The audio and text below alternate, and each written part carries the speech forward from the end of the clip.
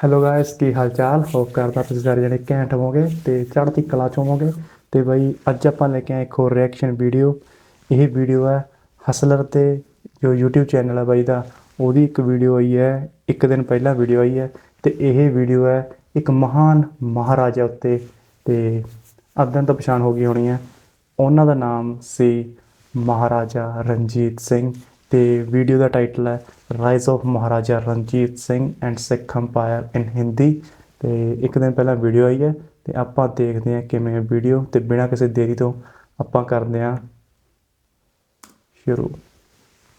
दोस्तों, आप सभी को मेरी तरफ से नमस्ते, सत श्री अकाल और सत श्री खुशामदीद। अकाल। ये बात है 13 नवंबर 1780 की, और अंग्रेजों की फौज यानी कि ईस्ट इंडिया कंपनी जब भारत के अंदर लगातार एक्सपेंशन करे जा रही थी, तब पंजाब एक इकलौता आजाद इलाका था जो 12 मिसलों में बटा हुआ था। उन 12 मिसलों में से सबसे बड़ी मिसल थी शुक्र चकिया मिसल, जिसके सरदार थे महान सिंह, और उनकी पत्नी राज कौर के यहाँ एक लड़का जन्म लेता है जो आगे जाकर सिख एम्पायर का सबसे पहला महाराजा बनता है और पूरी दुनिया में शेर पंजाब के नाम से जाना जाता है। शेर पंजाब महाराजा रंजीत सिंह। चलिए आज उसी शेर पंजाब के बारे में जानने की कोशिश करते हैं, जिससे अंग्रेज तो क्या अफगानी भी खौफ खाते थे।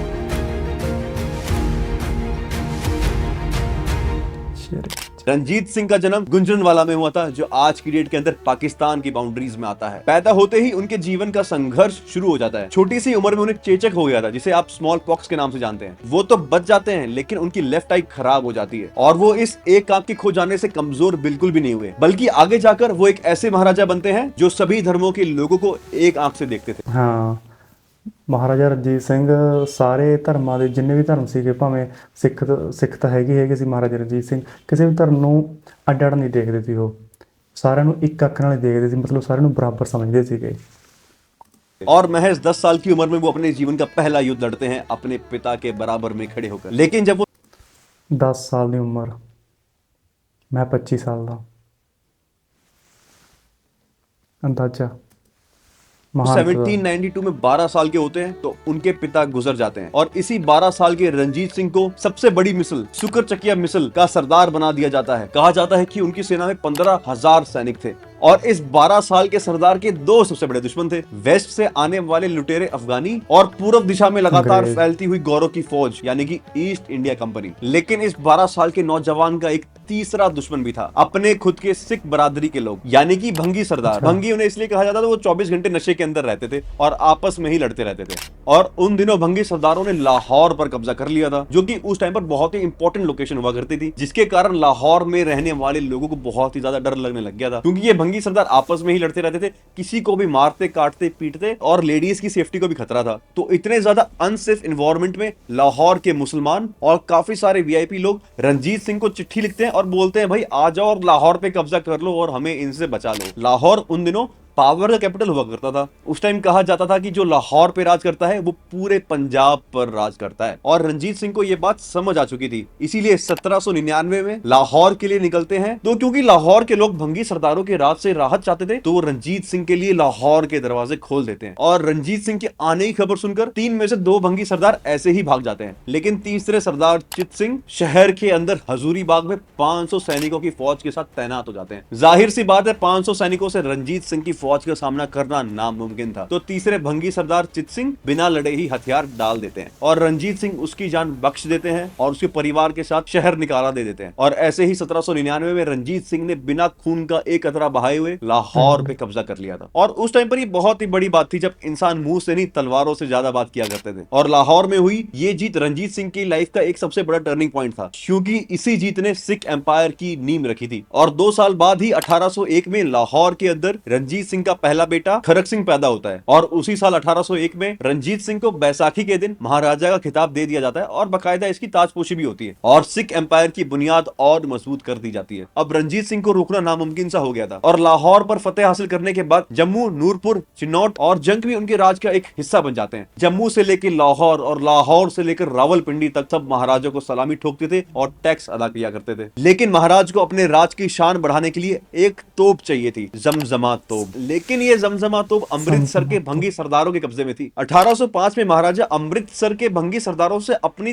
तोप मांगते हैं जो कि उनके दादाजी की थी, लेकिन लाहौर में हुई हार और बेइज्जती के चलते भंगी सरदार मना कर देते हैं तोप देने से। फिर क्या, रंजीत सिंह अमृतसर पर धावा बोल देते हैं और इस बार भी भंगी सरदारों की हालत टाइट हो जाती है और रंजीत सिंह महज 2 घंटों के अंदर अमृतसर पर भी फतेह हासिल कर लेते हैं और जमजमा तोप के साथ उन्हें अमृतसर भी मिल जाता है। और ये तो आज की डेट में पंजाब यूनिवर्सिटी के सामने लगी हुई है। इंडिया की पंजाब यूनिवर्सिटी नहीं, पाकिस्तान में एक पंजाब है, उसकी पंजाब यूनिवर्सिटी। रंजीत सिंह के राज की लगातार बढ़ती हुई बाउंड्रीज को देखकर गोरे यानी कि ईस्ट इंडिया कंपनी के अंग्रेज टेंशन में आ जाते हैं, क्योंकि उन दिनों पश्चिम दिशा में नेपोलियन बोनापार्ट भी लगातार एक्सपेंशन कर रहा था। उनको डर था कहीं नेपोलियन बोनापार्ट रंजीत सिंह के साथ मिलकर ईस्ट इंडिया कंपनी पर हमला न कर दे और इंडिया पर कब्जा कर। और इसी इन्वेजन से बचने के लिए अंग्रेज लोग एक चालाकी लगाते हैं, महाराजा रंजीत सिंह के साथ दोस्ती करते हैं और 1809 में अमृतसर एग्रीमेंट साइन करते हैं। उस एग्रीमेंट के हिसाब से ईस्ट इंडिया कंपनी रिकॉग्नाइज करेगी कि सतलुज नदी के नॉर्थ साइड पर महाराजा रंजीत सिंह का राज होगा और उन पर अटैक नहीं किया जाएगा, और बदले में रंजीत सिंह नदी के साउथ साइड की तरफ अंग्रेजों के राज में कोई भी परेशानी पैदा नहीं करेंगे। और एक और चालाकी भरी शर्त रखते हैं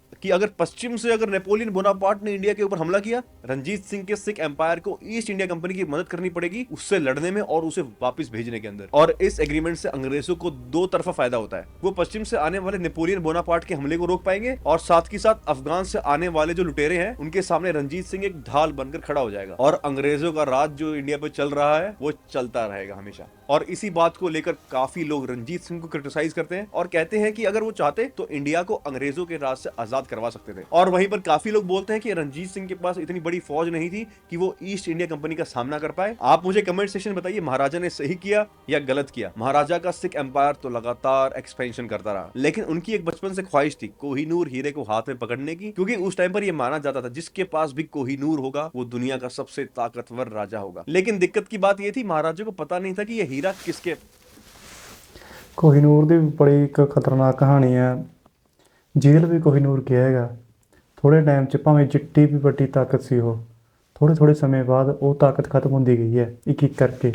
ਬਸ ਹੁਣ ਜਦੋਂ ਤੋਂ ਮਹਾਰਾਣੀ ਵਿਕਟੋਰੀਆ ਲਵੇ ਗਿਆ ਸੀਗਾ, ਉਸ ਤੋਂ ਬਾਅਦ ਕੁਈਨ ਦੀ ਤਾਂ ਚਲੋ ਹੁਣ ਡੈਥ ਹੋ ਗਈ। ਅਤੇ ਇਹ ਵੀ ਕਿਹਾ ਜਾਂਦਾ ਹੈਗਾ ਕਿ ਕੋਹਿਨੂਰ ਹੀਰਾ ਜੋ ਹੈ ਬੰਦੇ ਦੇ ਹੱਥ 'ਚ ਨਹੀਂ, ਜੇ ਬੰਦੇ ਦੇ ਹੱਥ 'ਚ ਹੋਊਗਾ ਤਾਂ ਉਹਦੀ ਤਬਾਹੀ ਹੋਊਗੀ, ਜੇ ਉਹ ਕਿਸੇ ਔਰਤ ਦੇ ਹੱਥ 'ਚ ਹੋਊਗਾ ਤਾਂ ਉਹਦੀ ਤਬਾਹੀ ਨਹੀਂ ਹੋ ਸਕਦੀ। ਮੈਨੂੰ ਇਹਦੀ ਕੋਈ ਜ਼ਿਆਦਾ ਨਹੀਂ ਪਤਾ, ਮੈਨੂੰ ਨੌਲੇਜ ਨਹੀਂ ਕਿਸ ਚੀਜ਼ ਦੀ, ਅਤੇ ਕੁਛ ਹੈ ਇਹੋ ਜਿਹਾ ਕੁਛ ਹੀ ਹੈ। ਇਸ ਕਰਕੇ ਜੋ ਗੋਰੇ ਨੇ ਉਹਨਾਂ ਨੇ ਆਪਣੀ ਜੋ ਕੁਈਨ ਹੈ ਉਹਨੂੰ ਕੋਹਿਨੂਰ ਹੀਰਾ ਦਿੱਤਾ ਹੋਇਆ ਸੀਗਾ। ਬਾਕੀ ਮੈਨੂੰ ਇੰਨਾ ਪਤਾ ਵੀ ਨਹੀਂ ਗਾ, ਮੈਂ जनरल नॉलेज पास है। कोहिनूर को मुगल बादशाह रंगीला शाह से ईरानी राजा नादिर शाह ने हासिल किया था। फिर वो हीरा नादिर शाह से जनरल अहमद शाह अब्दाली के पास आ गया। फिर पीढ़ी दर पीढ़ी कोहिनूर उसके पोते शाह सुजा के पास आ जाता है और शाह सुजा अफगानिस्तान के गांधार का राजा था, लेकिन उसके दुश्मनों ने उसकी राजगद्दी छीन ली और वो जान बचाते बचाते महाराजा रंजीत सिंह की कैद में आके फंस जाता है। फिर जल्द ही रंजीत सिंह को पता चल जाता है कि हिंदुस्तान की शान कोहिनूर हीरा शाह सुजा के पास है। फिर महाराजा कैदी शाह सुजा का खाना पानी बंद कर देते हैं और फिर मजबूरन शाह सुजा को हीरा महाराजा के हवाले करना पड़ता है। और फिर एक बार महाराजा बिना खून का एक कतरा बहाए कोहिनूर पर जीत हासिल कर लेते हैं। और इसी बीच में French emperor Napoleon Bonaparte battle of Waterloo में हार जाता है। और अगर आप बैटल ऑफ वाटरलू के बारे में और पढ़ना चाहते हैं तो मैंने डिस्क्रिप्शन में लिंक दे दिया है, पूरी डिटेल्स में उसके बारे में पढ़ सकते हैं। और जो नेपोलियन की आर्मी के सबसे बड़े जनरल थे, जनरल वेंटूरा, वो महाराजा रंजीत सिंह के पास आ जाते हैं और उनकी आर्मी में ऐसा इंस्ट्रक्टर वो शामिल हो जाते हैं। और उनकी आर्मी में कुछ और फ्रेंच जनरल्स भी आए थे। एक कहानी बड़ी मशहूर है कि जनरल एलार्ड की ट्रेनिंग के दौरान काफी सिपाहियों ने भागने की कोशिश करी। एक बार तो एक सिपाही रोने भी लग गया था और इन भगोड़ों को रोकने के लिए जनरल एलार्ड उस सिपाही को गोली मार देते हैं और बोलते हैं ऐसे सैनिक खालसा फौज के लिए एक काला धब्बा है। रुको जरा, जजमेंट बनाने से पहले ये बात आप जान लो, वो जो ट्रेनिंग चल रही थी वो नॉर्मल सिपाहियों के लिए नहीं थी, वो खालसा फौज के एलीट सैनिकों के लिए थी। और अगर महाराजा रंजीत सिंह की फौज के बारे में बात हो रही है तो उनके सेना कमांडर हरि सिंह का जिक्र ना हो तो बात अधूरी है। हरि सिंह एक बहादुर योद्धाओं के परिवार में पैदा हुआ और बचपन में ही सारी युद्ध कलाएं सीख ली और महज 14 साल की उम्र में वो सेना कमांडर बन जाते हैं। और युद्ध कलाओं के साथ साथ 10 साल की उम्र में ही सिख धर्म को पूरी तरह से अपना लेते हैं और अमृत चख लेते हैं। और कुछ साल बाद जब वो महाराजा के दरबार में जाते हैं और महाराजा को जब पता चलता है कि उनके पिताजी और दादाजी ने शुक्रचर्या मिसल के लिए बहुत सारे युद्ध लड़े हैं, तो महाराजा हरि सिंह को अपना खास सलाहकार बना देते हैं। और एक दिन जब दोनों शिकार करने के लिए जंगल में जाते हैं तो एक बाघ हरि सिंह पर हमला कर देता है। उसमें उनका घोड़ा तो मारा जाता है, लेकिन हरि सिंह उस बाघ का अकेले सामना करते हैं और उसे मार देते हैं। और उस दिन से उन्हें बाघ मार का टाइटल दे दिया जाता है और उनका नाम हरि सिंह से हरि सिंह नलवा पड़ जाता है। और नलवा शब्द का मतलब है बाघ की तरह पंजों वाला। और उस दिन के बाद से हरि सिंह नलवा को रणजीत सिंह 800 घुड़सवारों की सेनाओं का सेनापति बना देते हैं। लेकिन कुछ हिस्टोरियंस बोलते हैं कि उन्हें सेनापति इससे पहले ही बना दिया गया था। और उस दिन के बाद से हरि सिंह ने महाराजा रणजीत सिंह के लिए काफी सारे युद्ध लड़े और सिख एम्पायर की बाउंड्रीज को अफगानिस्तान तक फैलाने में एक बड़ा योगदान दिया।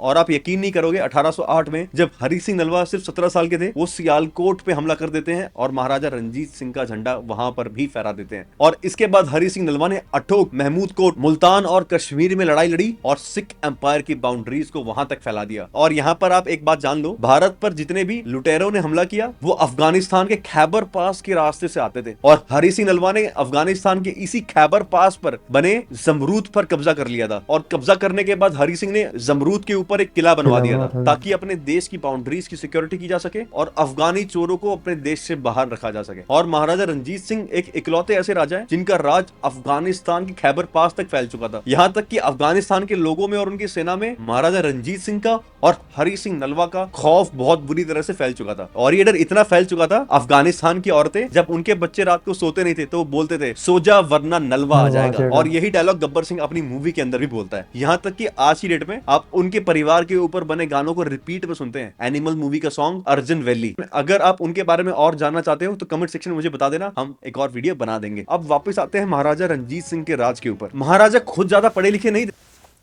ਅਰਜਨ ਵੈਲੀ Song ਯਾਰ, ਅਰਜਨ ਵੈਲੀ Song ਹਰੀ ਸਿੰਘ ਨਲਵਾ ਦੇ ਮੁੰਡੇ ਤੇ ਨਹੀਂ ਸੀਗਾ ਮੇਰੇ ਹਿਸਾਬ ਨਾਲ। ਅਰਜਨ ਵੈਲੀ ਹੋਰ ਸੀਗਾ ਇੱਕ ਅਰਜਨ ਵੈਲੀ, ਲੁਧਿਆਣੇ ਦੇ ਡਿਸਟ੍ਰਿਕਟ ਦੇ ਆਸੇ-ਪਾਸੇ, ਲੁਧਿਆਣੇ ਦੇ ਆਸੇ-ਪਾਸੇ ਕੋਈ ਪਿੰਡ ਹੈ, ਉੱਥੇ ਦਾ ਸੀਗਾ ਅਰਜਨ ਵੈਲੀ। ਮੈਂ ਉਹਦੇ 'ਤੇ ਇੱਕ ਵੀਡੀਓ ਵੀ ਬਣਾਈ ਸੀ ਆਪਣੇ ਦੂਜੇ ਚੈਨਲ 'ਤੇ। ਉਹਨਾਂ ਦਾ ਬਰਥ 1876 ਕੁਛ ਸੀਗਾ, ਜਿੱਥੇ ਦਾ ਜਨਮ ਸੀਗਾ ਅਰਜਨ ਵੈਲੀ ਦਾ। ਉਹਨਾਂ ਦਾ ਮੈਂ ਇੱਕ ਵੀਡੀਓ ਵੀ ਪਾਈ ਹੋਈ ਆ ਉਹਦੇ 'ਤੇ। 1876 ਦਾ ਬਰਥ ਸੀ ਉਹਨਾਂ ਦਾ। ਰੁੜਕਾ ਕਲਾਂ ਦੇ ਬਰਥ ਸੀਗੀ, ਜਿਹਨੂੰ ਅਰਜਨ ਸਿੰਘ ਸੀਗਾ ਪਹਿਲਾਂ ਨਾਮ, ਤੇ ਬਾਅਦ 'ਚ ਪਿੰਡ ਵਾਲੇ ਨੇ ਅਰਜਨ ਵੈਲੀ ਰੱਖਤਾ ਸੀ ਉਹਨਾਂ ਦਾ ਨਾਮ। ਤੇ ਇਹ ਅਰਜਨ ਵੈਲੀ ਹੋਰ, ਅਰਜਨ ਸਿੰਘ ਹੋਰ ਸੀਗੇ, ਉਹ ਅਰਜਨ ਵੈਲੀ वाला ਅਰਜਨ ਸਿੰਘ ਹੋਰ ਸੀਗਾ। लेकिन उन्होंने अपने राज के अंदर पढ़ाई को और आर्ट्स को बहुत ही ज्यादा इंपॉर्टेंस दी। उन्होंने पंजाब के अंदर लॉज को और एडमिनिस्ट्रेशन को स्टैब्लिश किया। और ऐसे काफी सारे एविडेंसेस हैं कि महाराजा रणजीत सिंह ने कभी भी किसी को भी मृत्यु दंड नहीं दिया अपने राज के अंदर। और वो एक सेक्युलर राजा थे, हर धर्म को अपनी एक आंख से एक बराबर देखते थे, कभी भी किसी के साथ धर्म के ऊपर भेदभाव नहीं किया उन्होंने। जहां मुगलों ने मंदिरों को और गुरुद्वारों को तोड़वाया, वहीं महाराजा रणजीत सिंह अपने राज में काफी सारे हिंदू मंदिरों को काफी टन सोना दान देने के लिए बड़े फेमस थे। काशी के विश्वनाथ मंदिर में उन्होंने काफी टन सोना दान दिया था।